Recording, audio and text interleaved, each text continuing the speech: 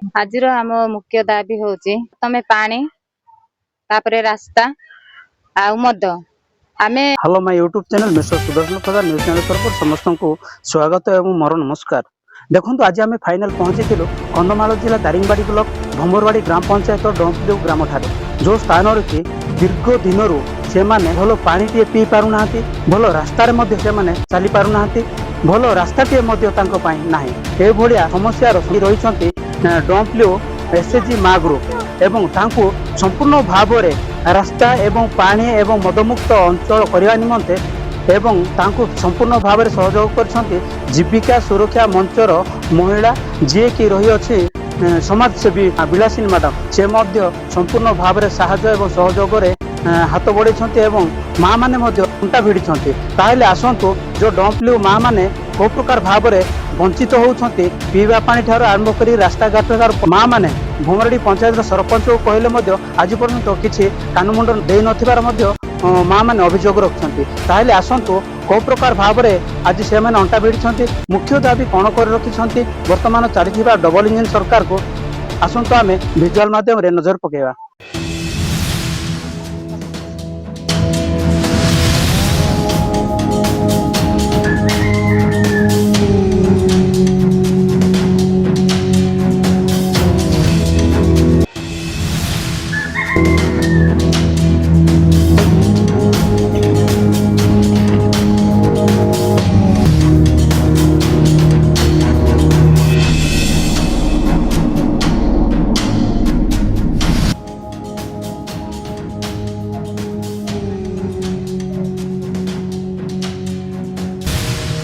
एकत्रित होइथिबार उद्देश्य कौन रही है कौन अभियोग रखिंट कौन कहे?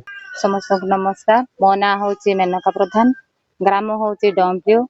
आम भ्रमरबाड़ी पंचायत आम डंपलिउ ग्राम माँ मैंने एसएचजी माँ मैंने आम समस्ते उपस्थित होइछु जे आमे तीनटा दाबी नहीं कि आम ये बसी गोटे दाबी है आमर मेन करी रास्ता पिला माने पाठ पढ़ा जाउछंती बेसी असुविधा होउछंती बेसी वर्षा हेले कादुअरे जाय पारु नाहंती घरे रहउछंती गोटे मेन जिनस होची आमर मद आम पिला माने भी मद पी कि बेसी हैरान होउछंती परिवार नष्ट होउची सेंते कि परिवार बेसी विशृंखला होउची मेन करी आमर गोटे दाबी होउची पानी पानी होउची आमे वर्षा हेले पानी पी पारुनु आमर चुआ नाही बेसी वर्षा हेले तो गुलिया होउची एबे तो गोटे चुआ भांगी जाईची सेटा आमे सरकार को दाबी करूचु अनुरोध भी करूचु आमको गोटे चुआ सुविधा गोटे देई थांता कहले। आजिर आम मुख्य दाबी होची तमे पानी तापरे रास्ता मद आमे जाइथिलु